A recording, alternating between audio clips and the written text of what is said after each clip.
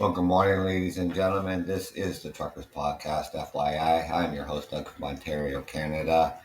It is the 18th of February, Saturday morning at 9:53 a.m. And Canada's government has met the threshold to invoke the Federal Emergency Act. Thank you for joining me.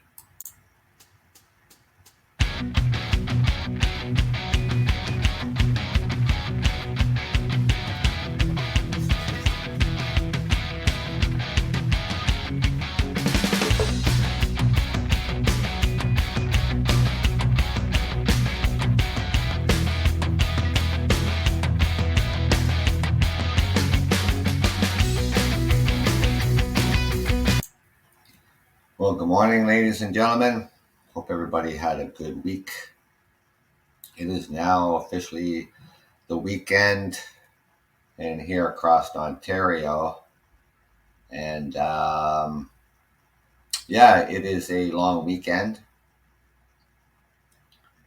It is the family day, family long weekend, family day long weekend, which is Monday will be family day. And that for those who get that day off, which I will have that day off on Monday. So I get a long weekend this weekend. So yeah, anyways, good to be back out here again. Now, I guess we've been waiting for a while now to, to find out, whether or not the federal government um, had reasonable grounds to invoke the Federal Emergency Act. Thank you for joining me this morning. Little technicality, going on this morning. The laptop decided that it wanted to do an update. And if I had just gone on with the show at that point in time, the show would not have went on because then the laptop would have went into update mode. So anyways, that's why I'm out here a little bit later. So a little bit of backgrounder on what the Canada Emergency Act is. What's was called a War Act when it was first set up by the federal government. Now, this Emergency Act replaces the War Act, and it became law in 1988. It is a federal law that can be used by the federal government in the event of a national emergency. And the Act contains a specific definition of national emergency that makes clear how serious a situation needs to be before the Act can be relied upon. A national emergency is an urgent, temporary, and critical situation that seriously endangers the health and safety of Canadians, or that seriously threatens the ability of the government of Canada to preserve the sovereignty, security, and territorial integrity of Canada. And it must be a situation that cannot be effectively dealt with by the provinces or territories or by any other law of Canada, meaning law enforcement. There are 4 types of emergencies that can be declared under the Emergency Act. A public welfare emergency, a public order emergency, an international emergency, or a war emergency. So under this particular emergency, when the Emergency Act was invoked, it was under a public order. emergency, where the provincial government, law enforcement agencies had lost control of a public order. Meaning, when the public is out of control and they've used their resources or didn't use enough resources, and then the federal government would have to step in.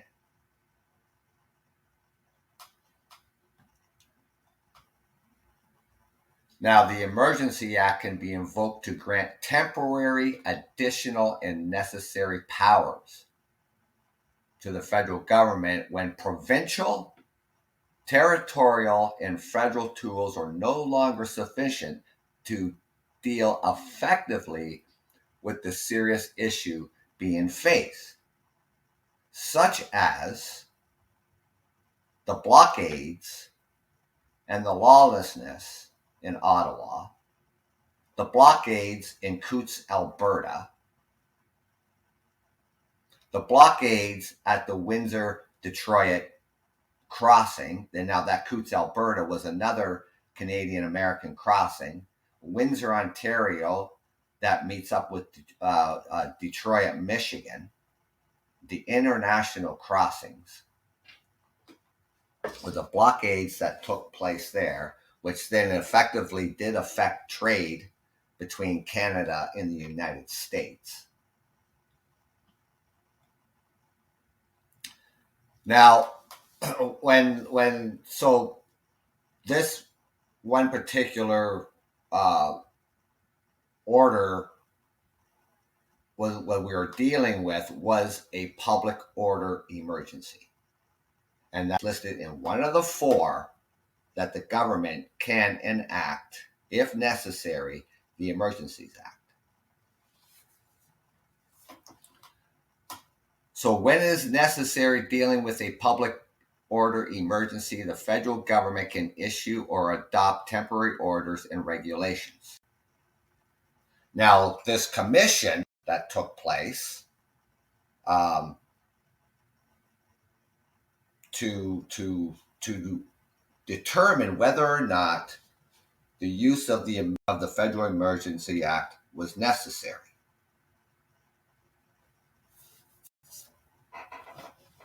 Over 70 witnesses, including the Prime Minister, took the stand at this commission inquiry. And that included the organizers, citizens, law enforcement, government, who were at this hearing and give their take on what was going on, in particular in Ottawa, Ontario. So when we're dealing with a public order, the federal government can issue or adopt temporary orders and regulations. Now, people may think that, no, the government can't do that because we have the Charter of Rights and Freedoms. And that would, effectively, affect that, which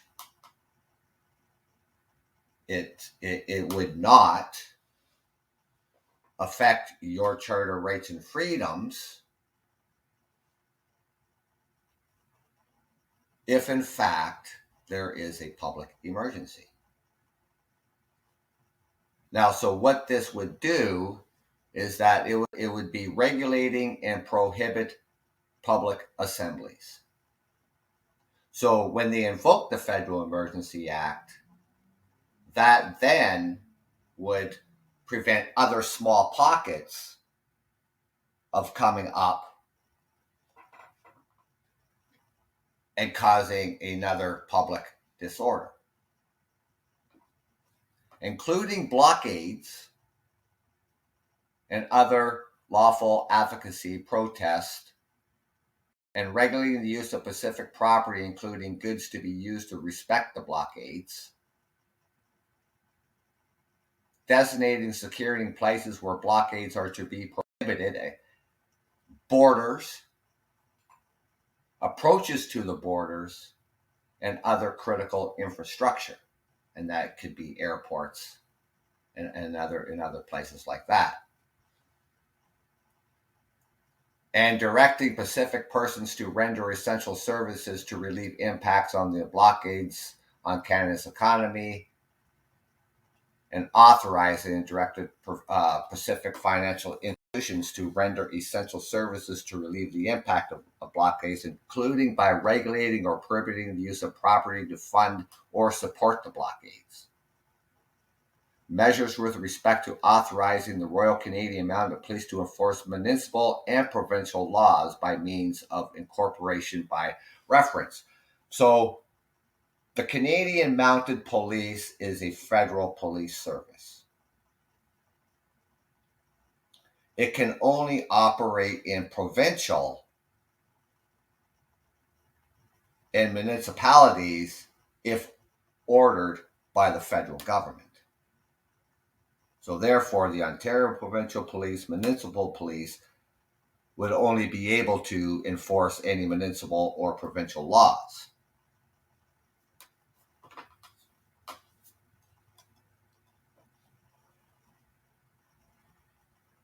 Now, the Emergency Act was built-in protections to ensure democratic oversight and accountability with respect to the way in which the government exercises its powers under the Act. Now, the impact of the Emergency Act on individual rights. So when that Emergency Act is invoked, the Canadian Charter of Rights and Freedoms continues to protect individual rights as the Government of Canada takes the necessary steps to safeguard the safety and well-being of Canadians in deciding on measures to take. Now, the government must respect the Constitution protected rights and freedoms, including the rights of citizens to enter Canada and the right to life, liberty, and security of a person, as well as Canada's obligation under the international law. And the Charter allows the government to balance the rights of the individuals with the interests of society where limits or guaranteed rights and freedoms can be justified in a free and democratic society. So, in this particular case, with the Emergency Act, so for an example, those blockades had to be removed. Before the Emergency Act was enacted, tow truck operators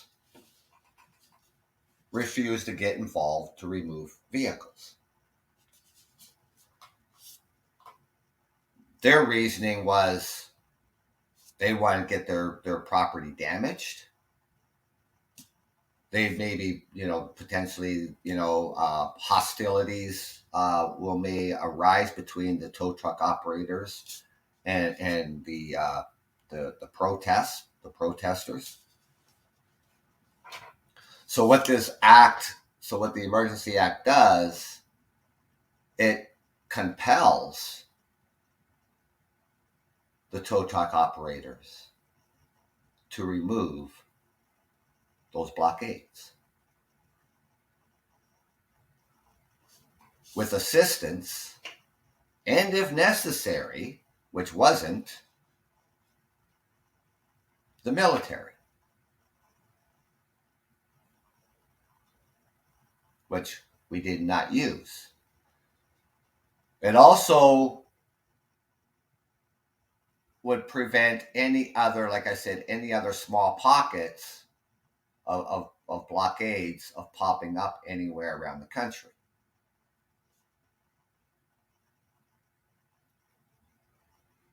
It would give, if necessary, and for banks to freeze bank accounts.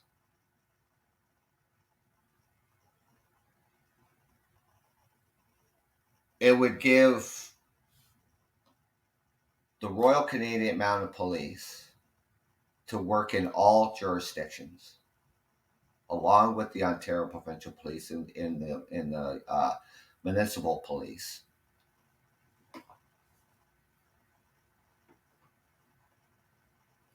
to unilaterally work with one another to clear these blockades.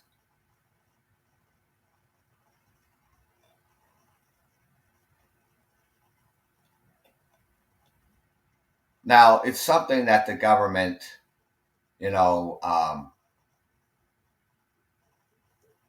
would have to really take a hard line look at why it might be necessary. Ottawa, Ontario, Canada is the capital of Canada. That is where the federal government is.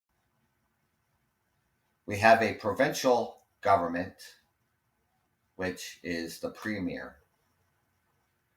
He or she is in charge of the entire province. Ottawa, Ontario, Canada is not federal. It's provincial. Now, they do have federal jurisdictions around Parliament. The public roadways that run adjacent, north, east, west, and south around Parliament is municipality. The city police. Provincial is the Ontario police.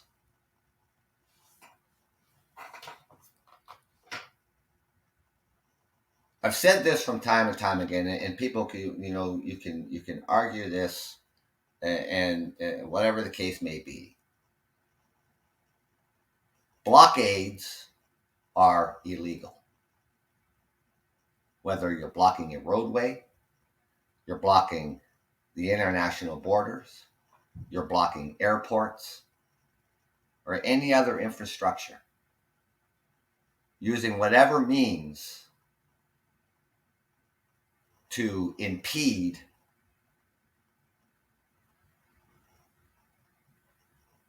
people, goods, whatever the case may be, blockades are illegal. Intimidation, harassment,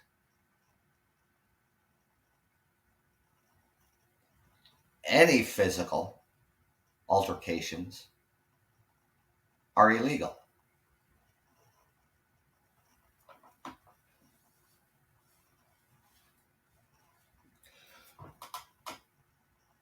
Now, you may or may not have had seen what went on last year in this protest.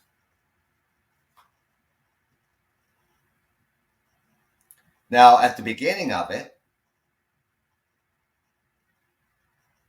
back in last late January, first and foremost, protests protests are legal. It's part of our democracy.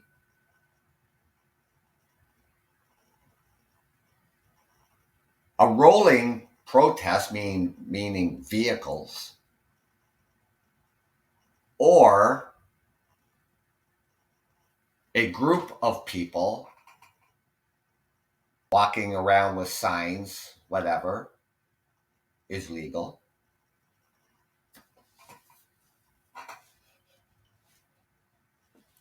A peaceful assembly is legal.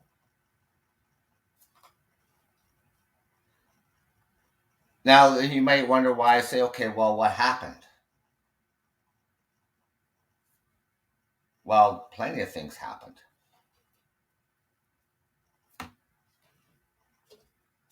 Generally, what happens when we have a protest here in Canada, and generally the protests for an instance, in Ottawa, and I mean they're well known to protest in Ottawa. I mean that's where the federal government is. Generally, protests they're on have take place on the weekend, Saturday and Sunday. People will be out there all day until the evening, and then they'll disperse, go home, whatever, come back the next day, have their protest on the Sunday evening, they disperse, and the protest is done. Everybody goes on with their lives. Everybody goes back to work, and they just hope that the government heard them.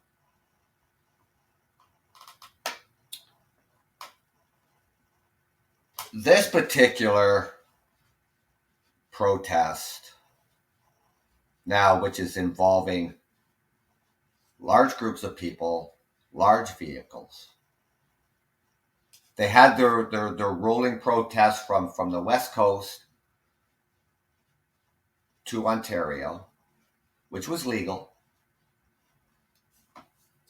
You had other small pockets of convoys here in Ontario, Quebec. They came as far as Nova Scotia. Smaller convoys, not as big as the one was coming from out west. As the agencies trying to gather information, the police services of Ottawa, and like any protest, they're like, okay, this is going to be, the usual protest that we get in Ottawa at any given time. Now, prior to this trucker convoy, October of last year, there was a smaller convoy that came from Alberta to Ottawa, something maybe about 150 trucks. And I think it was over. Alberta is oil country, so it probably had something to do with the pipeline. They came from Alberta to Ontario. They had their protest over the weekend, and then they went home.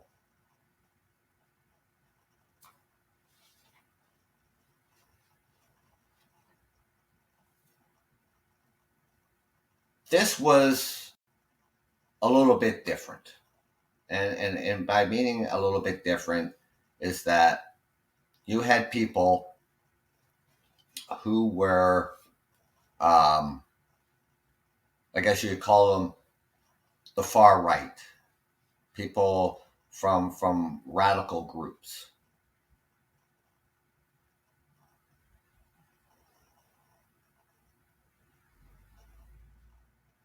Now, they had their own agenda. And even the other smaller convoys, smaller groups, they had their own agenda. They weren't coordinating with one another from Alberta to Ontario to Nova Scotia. Each of these small pockets all had their own agendas.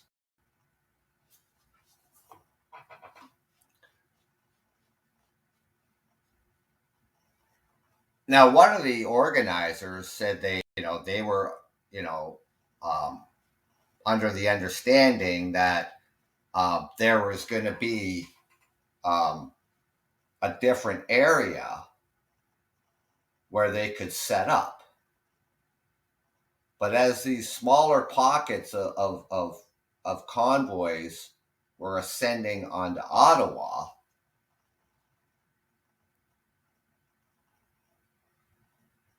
they were allowing them to go downtown, in front of Parliament.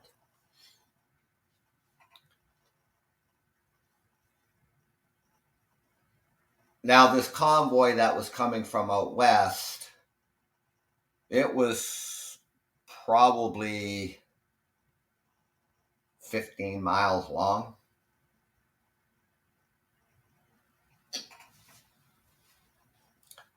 They were under the assumption that, you know, they were going to be placed in different areas. But when they had finally 4 days after traveling across Canada,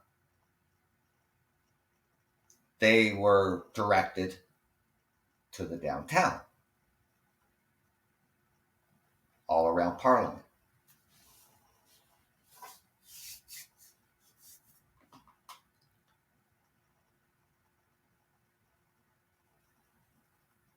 They were able to set up. And then the organizers made it very clear. Now, I know people here in Canada, here in Ontario, if you were watching the news feeds, they made it very clear that they were going to be there for as long as it took for all mandates to be lifted. They made that clear once they arrived. So coming the Monday morning, they weren't going to disperse.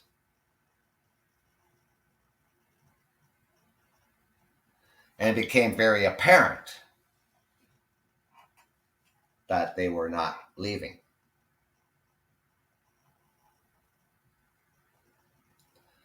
Now, what made this, what's then after the weekend, starting on the Monday, going into the Tuesday, what made this very apparent that this was now going to be an occupation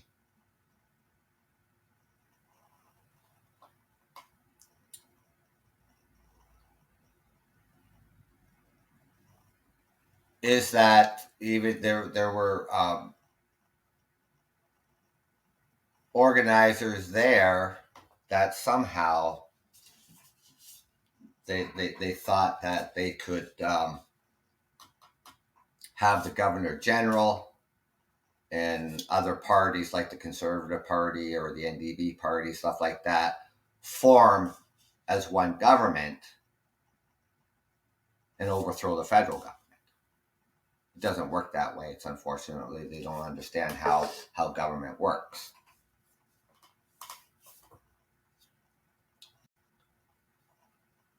It became very apparent that the Ottawa Police Services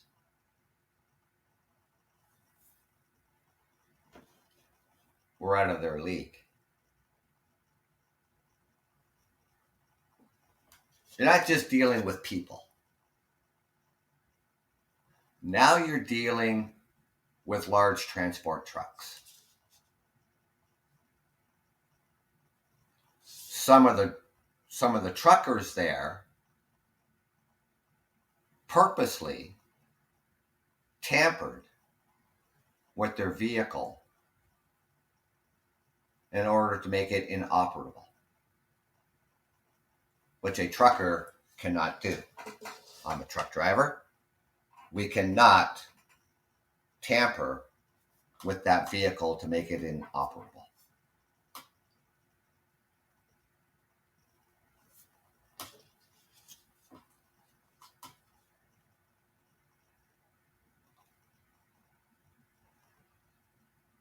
The other issue that was arising is that the Centertown Mall, downtown Ottawa, that very first weekend, they had to close their doors. We still had mandates. Businesses could open, but they just ransacked that entire mall, not following any of the mandates, and they closed down the Centertown Mall. Businesses around that area also shuttered their doors because of the intimidation and harassment that they were getting from protesters. The problem is when you have certain pockets of protesters with their own agendas, it becomes chaotic because everybody's doing their own thing. And if these organizers of the truckers' protest, they had no control over what other protesters were doing. But neither one of them did they step up and say that intimidating and harassing and impeding other people's rights, don't do it. They didn't step up.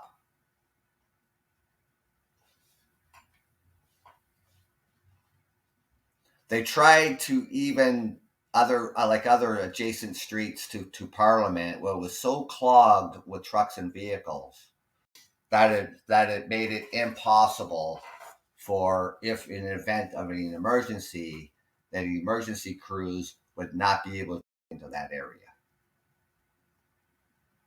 And those small pockets of protesters entrenched themselves, and they were not going to move.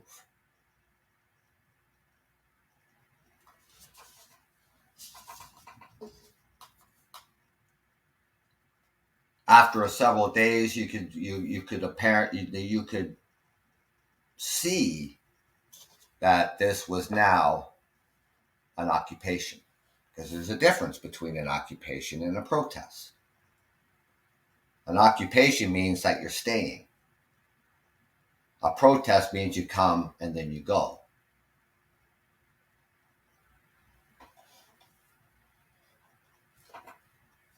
I don't know if it was the incompetency. I don't know if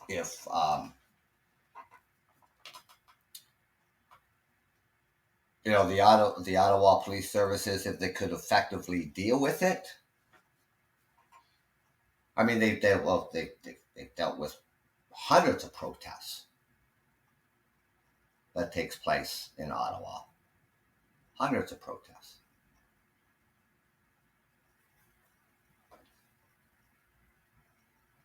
It became apparent that they could not effectively deal with the situation.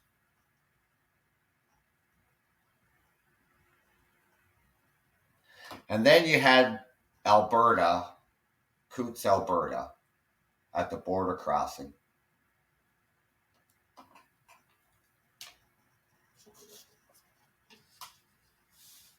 where they had discovered,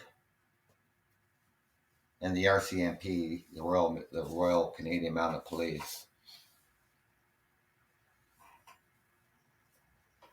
were tipped off that there was potentially weapons amongst the protesters.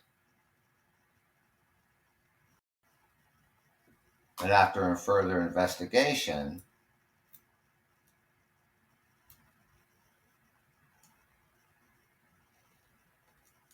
they found weapons, ammunition, and body armor in the trailers of some of these trucks. That was probably around the 12th or the 13th of last February.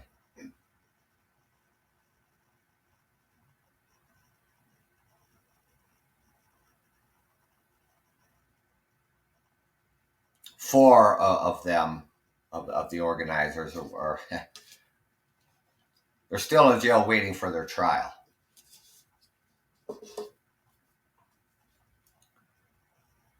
Who knows what was amongst the other protests even at the Windsor-Detroit crossing. And of course, the largest gathering was in Ottawa of different groups of people.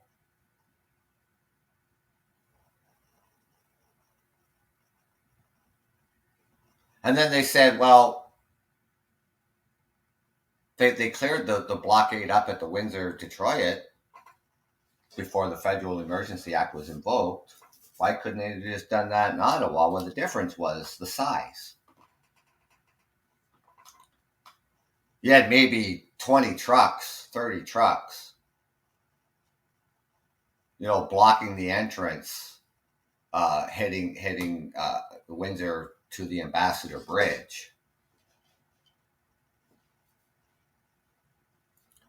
where you had over 500 to potentially, over 500 trucks, never mind smaller vehicles in Ottawa. Plus the crowd side on any given day besides the weekend was about 1,000 to 1,500 people. On the weekends, it would expand over 5,000 people, probably even up to 10,000 people who would ascend onto Ottawa on weekends. So the difference is how many vehicles and how many people.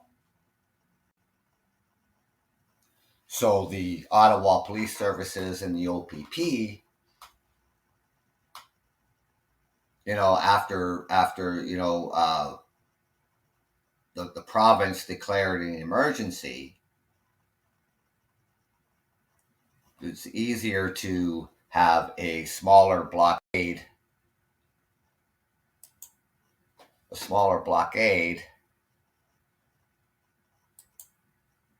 removed.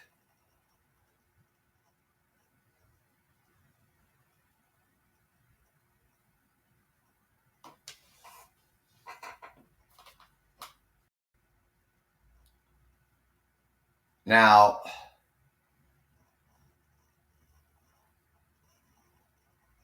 everybody's going to have their opinion. A while back I talked about this, and a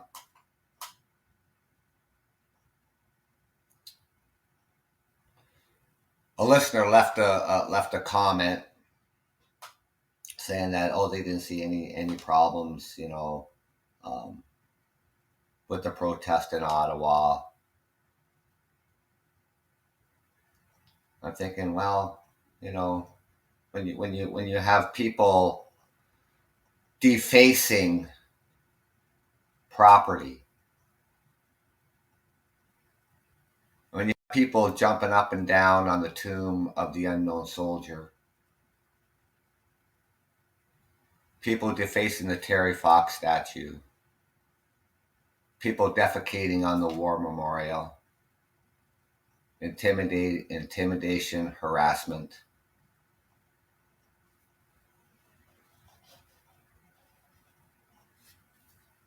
The noise complaints of the trucks blaring their horns.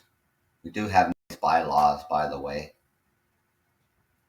The blaring their air horns all day and all night.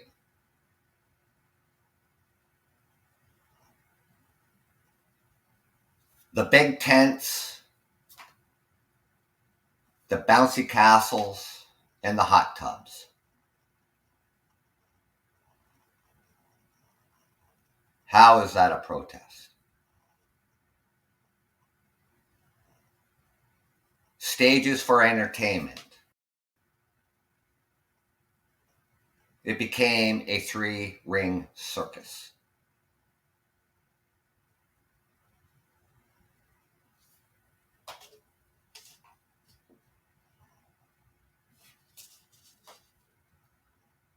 We had paramedics being harassed and intimidated. The citizens of Ottawa being intimidated and harassed.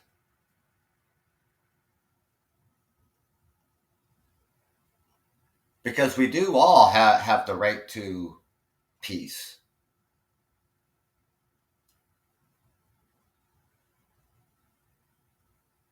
Where the citizens were not given that right to peace. People were unable to go to work in the downtown core. Businesses were unable to open. You're impeding on other people's rights,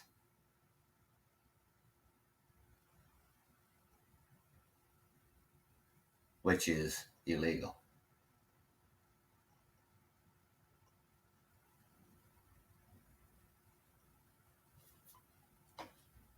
The other problems that they had faced around there was the gasoline, the propane, and the diesel in the downtown core and staged at other areas. The protester organizers somehow were able to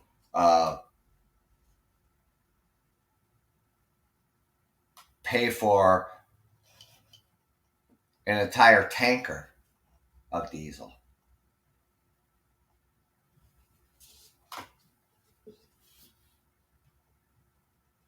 The GoFundMe's, well, I mean, GoFundMe anyways. I mean, they shut down all that money coming in. One of the organizers, Tamara Lynch, she was able to have $1 million deposited into her bank account. And she was expecting another $1 million. That's when GoFundMe shut it all down.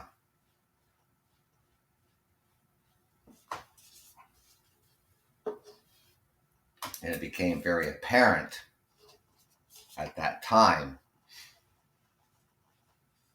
that this became an unlawful demonstration.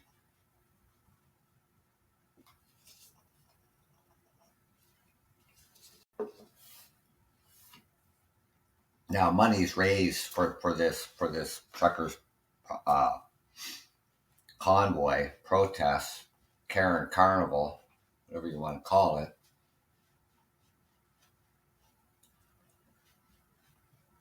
was to help truckers, with accommodations, food.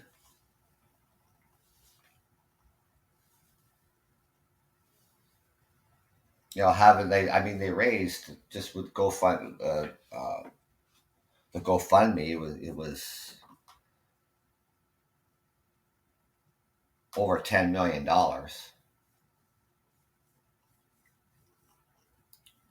And once GoFundMe stopped that, they went to Give, Send, Go.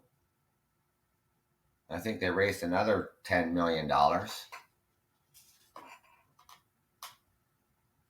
Bitcoin.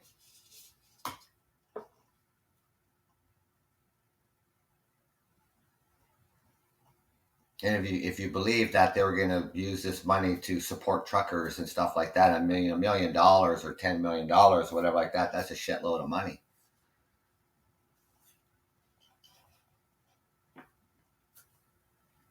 And these people were part of this far right movement, these radicals. But that this money would only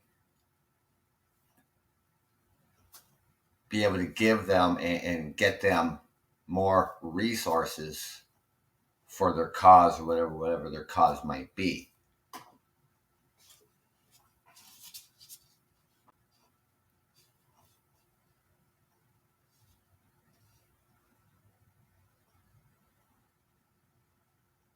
several of the organizers are up on several different charges.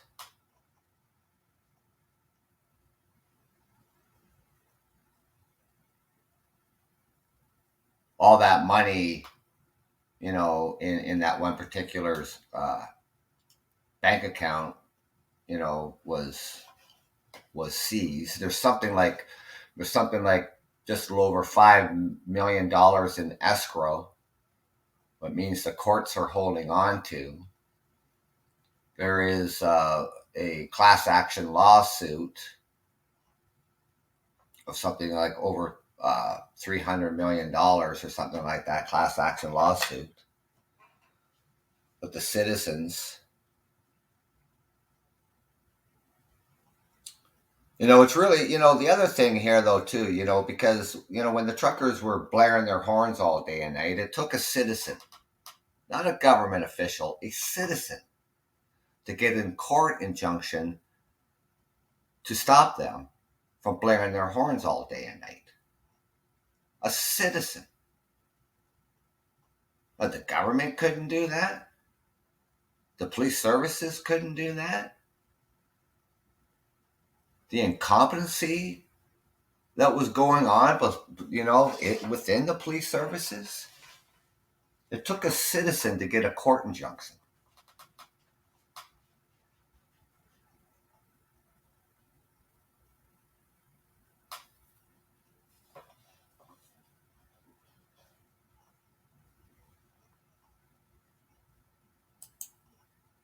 So this final report that comes out,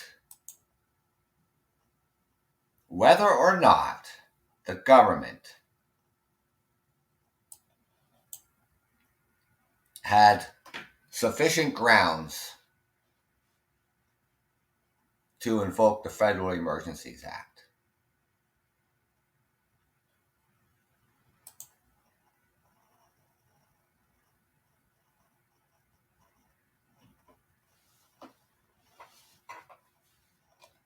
So this commission said that the federal government met that threshold to invoke the Emergency Act.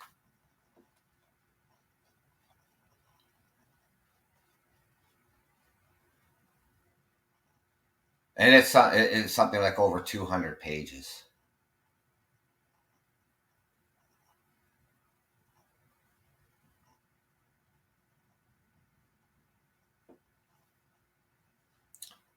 So the commissioner of this inquiry said that the federal government met the very high threshold needed to invoke the Emergency Act last winter, citing a failure in policing and federalism. The lawful protest descended into a lawlessness, calling meeting a national emergency, and the invocation of the Emergency Act in a drastic move, but it is not a dictatorial one. And this document sheds a new light on most of the controversial decisions ever made by the Prime Minister. And the protests were angry with the government's response to the COVID-19 pandemic, including vaccine requirements. They parked large vehicles on key arteries in the capital and honked their horns and increasingly for days. Well, it was like 3 weeks. How's that? How is that a protest? 3 weeks, 24/7.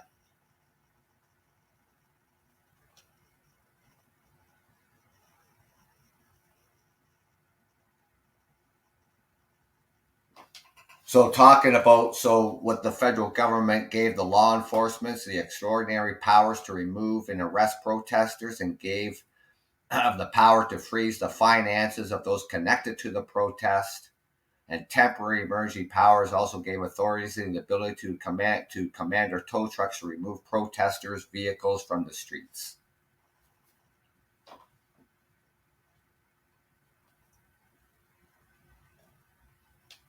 Province couldn't do it. The Ottawa Police Services couldn't do it.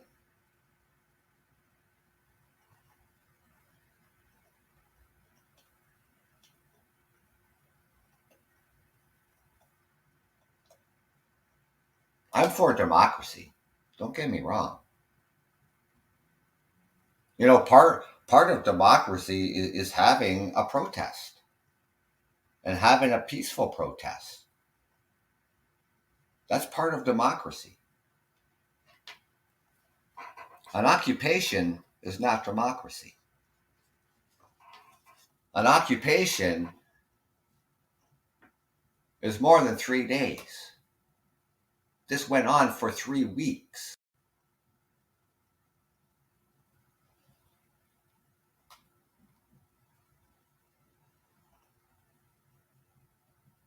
And lately, I've been seeing articles pop up about small protests. I think there was one supposed to be in Manitoba. I think there was another one. Well, one was originally planned for a gathering back in Ottawa, which didn't take place. The one in Manitoba didn't take place, and then I read another one. It was supposed to be in Alberta somewhere. It didn't take place. They had like small little gatherings of people in Ottawa celebrating our freedom, celebrating freedom.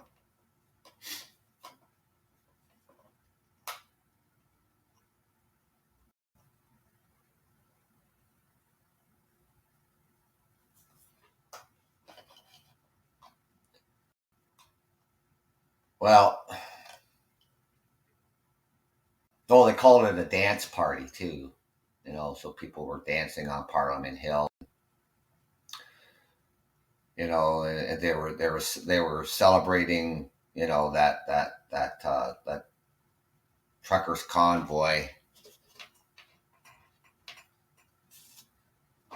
as though truckers were superheroes.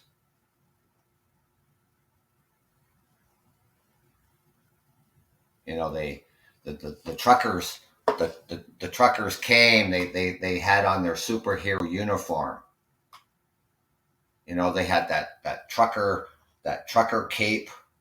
They had the trucker tights.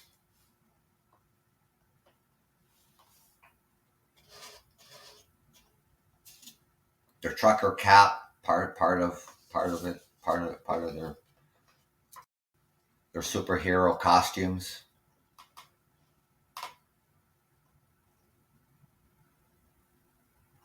Descending on the evil, as they would call it.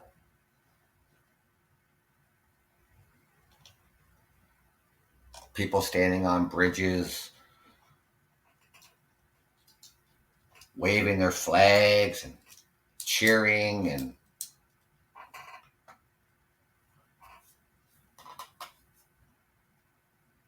children tugging on their mother's coats and saying, "What's going on? What's going on?" And the mother's telling me, "Oh, these are our superheroes. They've come to save the day."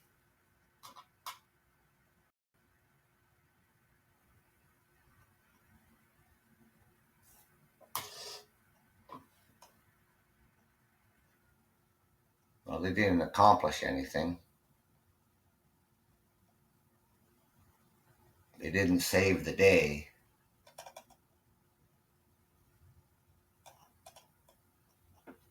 As people would be hoping. It's like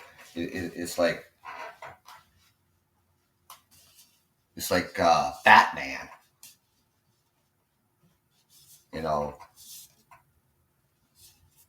Come and get the Joker out of Gotham City.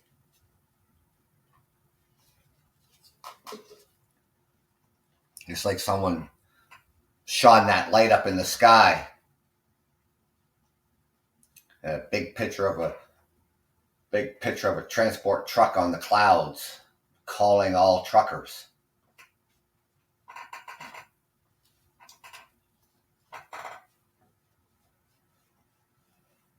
It's like Batman sees his symbol in the sky, and he runs in there, and he goes down to his dungeon and comes up the Batmobile.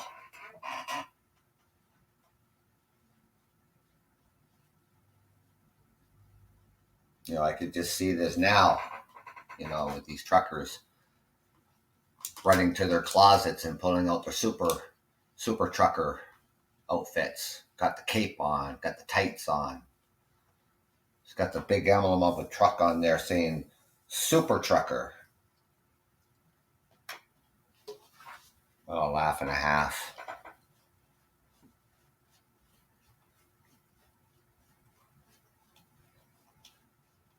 Don't worry, folks. We'll rid of this evil in Ottawa.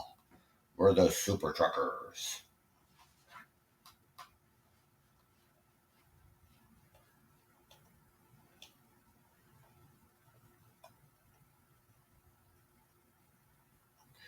Well, I certainly won't be calling on them.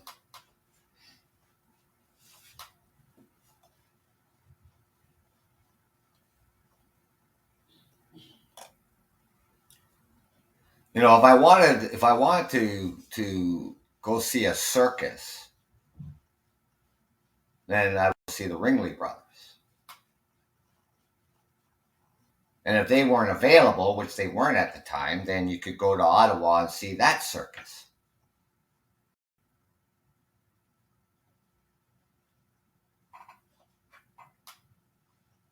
The Super Trucker Circus coming to town. Get your tickets now.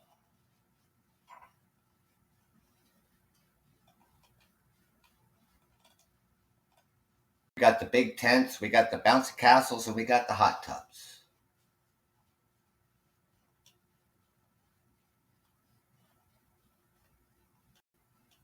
Can't make that up, ladies and gentlemen. If you don't know anything about that, that was actually there. They had the big tents, they had the bouncy castles, and they had the hot tubs.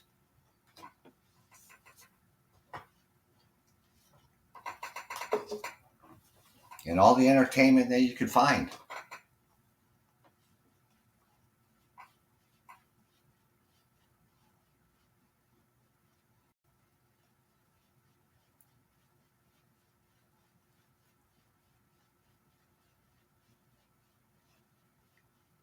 Step right up and see the bearded trucker.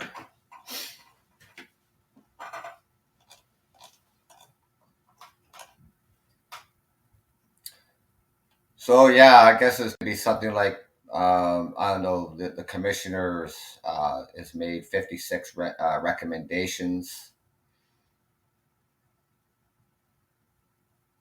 So I mean, there's a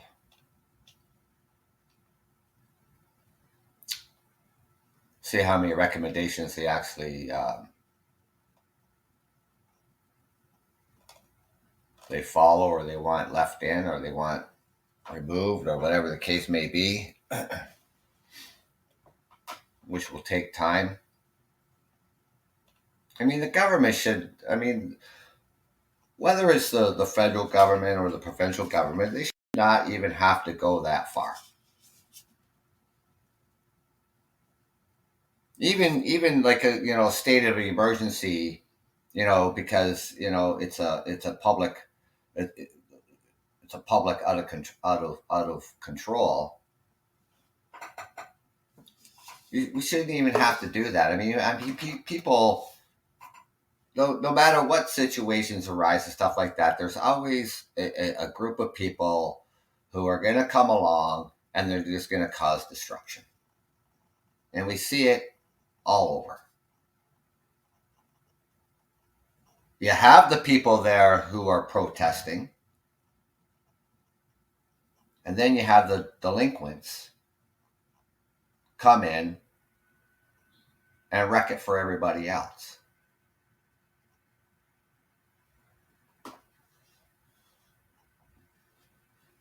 I mean, there were protesters amongst the protesters who were there just protesting, minding their own business, just protesting.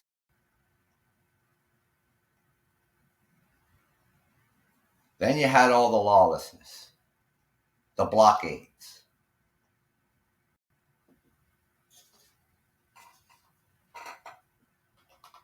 Then the incompetency of all levels of government, all levels of policing.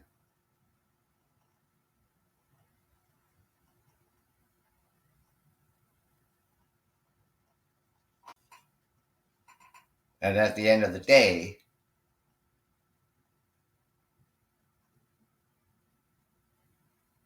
the federal government uses the Federal Emergency Act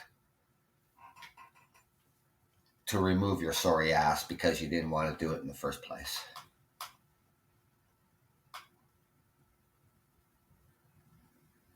We had a premier that was off in the wind, who was so dysfunctional that he couldn't even run the province properly.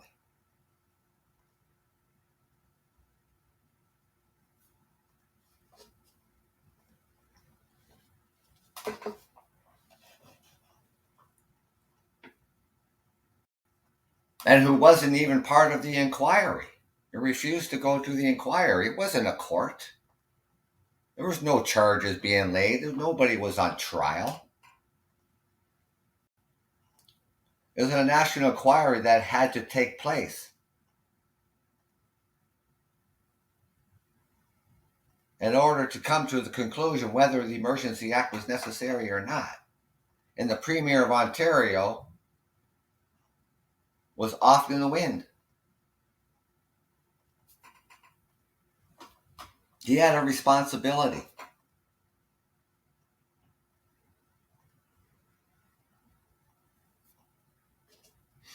He didn't own up to his responsibility.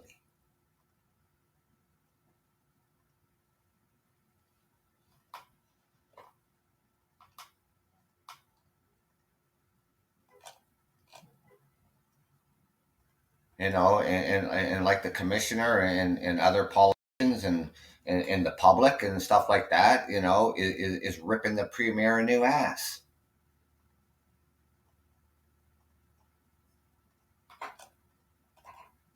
Of his incompetency.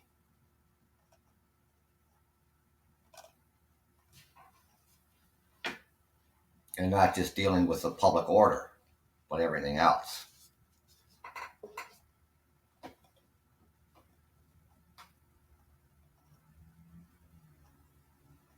Then we have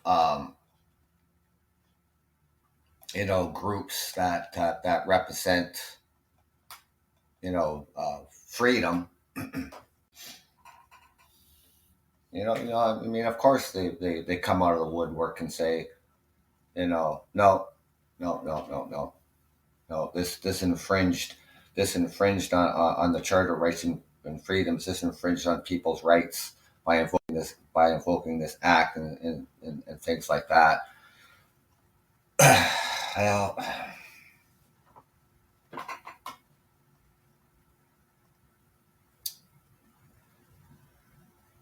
didn't affect my rights and freedoms.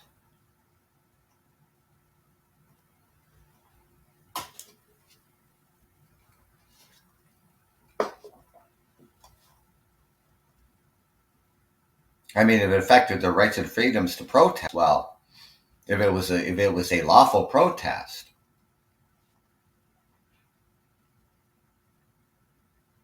and then the government invokes the Emergency Act, then I can see a problem with that.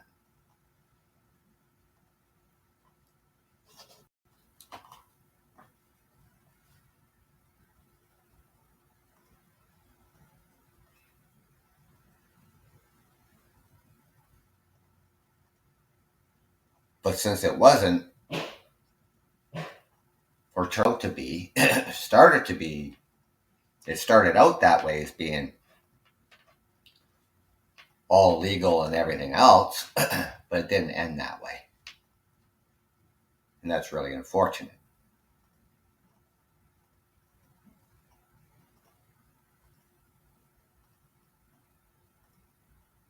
Yeah, so this was the Canadian Civil Liberties Association, which had a standing during the commission. That means they were uh, invited to come and give their versions of what happened during the commission hearings. And it said it will proceed with its judicial review of the government's decision to invoke the act, which is before the federal court.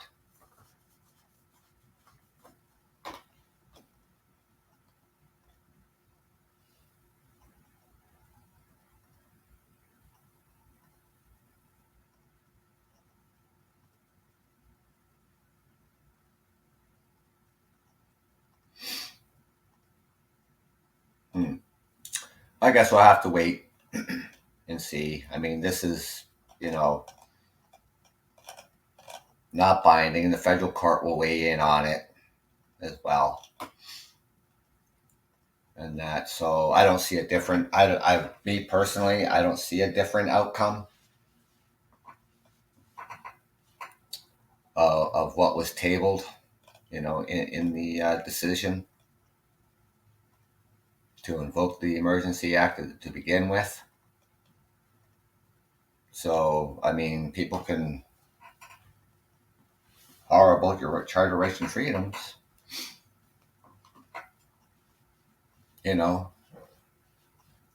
but read it, right? The Charter rights and freedoms documents are available to you, and you can find them, and you can look them up on the internet, and you can read the Charter rights and freedoms.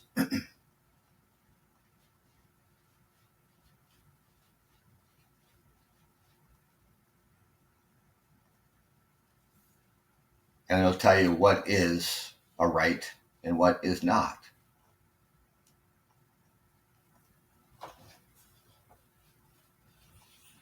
So I'm going to leave it here, ladies and gentlemen. I want to thank you for joining me this morning. And enjoy the rest of your weekend. Take care and be safe. Oh, by the way, this is a long weekend here in Ontario. I don't think all provinces recognize it as Family Day weekend, but here in Ontario we do. Monday is Family Day, and for those who have that day off, enjoy it. I have that day off. There'll be lots of activities for families to partake in. Of course, with the free outdoor skating, and there'll be other free indoor skating, all kinds of stuff going on this weekend here across the city and across the province of what people are going to be doing out there. So get out there and enjoy it. It's actually going to be a pretty nice day out there. It's nice and sunny right now. So a little bit on the cool side, but that'll change. It's supposed to be on the plus side later this afternoon. So get out there and enjoy. And I'm going to be back on tonight at 9:30 p.m. And just talk about just health in general, and that. So if you can join me at 9:30 tonight, that'd be great. If you can't, I understand. But until then, take care, enjoy your weekend, and thank you. The Trucker Podcast, FYI. I'm your host, Doug from Ontario, Canada. Take care.